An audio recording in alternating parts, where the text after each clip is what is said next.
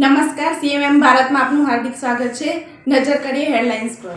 ગુજરાત માધ્યમિક અને ઉચ્ચતર માધ્યમિક શિક્ષણ બોર્ડ દ્વારા આજરોજ ધોરણ 10ની બોર્ડની પરીક્ષાનું કુલ 64.62% પરિણામ જાહેર કરવામાં આવ્યું છે, જેમાં અમદાવાદ જિલ્લાનું 65.22%, જ્યારે અમદાવાદ શહેરનું 64.18% પરિણામ આવ્યું છે.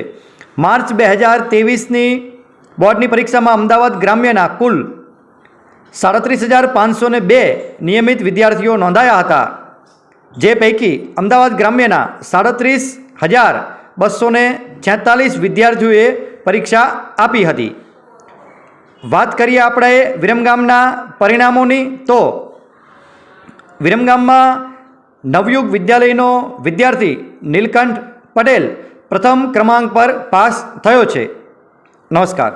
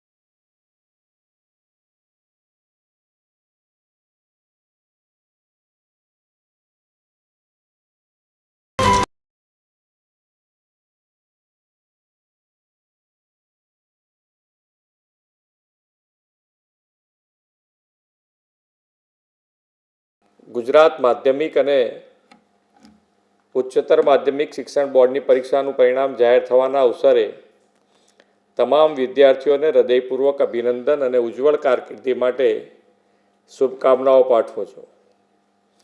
બોર્ડની પરીક્ષાઓ વિદ્યાર્થીના કારકિર્દી ઘડતરમાં અગત્યનું સ્થાન ધરાવે છે. વિદ્યાર્થી તેના સ્વપ્ન સાકાર કરવા માટે તેમજ ઉજ્જવળ ભવિષ્યના ઘડતર માટે સખત પરિશ્રમ અને પ્રતિબદ્ધતા દાખવી ઉચ્ચ પરિણામ મેળવવા હંમેશા પ્રયત્નશીલ રહે છે. આપ સૌ પણ હંમેશા ખૂબ જ ખંત અને નિષ્ઠાથી આગળ વધીને ગુજરાત અને દેશના વિકાસમાં સહભાગી બનશો તેવો મને વિશ્વાસ છે. સૌને ખૂબ ખૂબ શુભેચ્છાઓ. નમસ્કાર.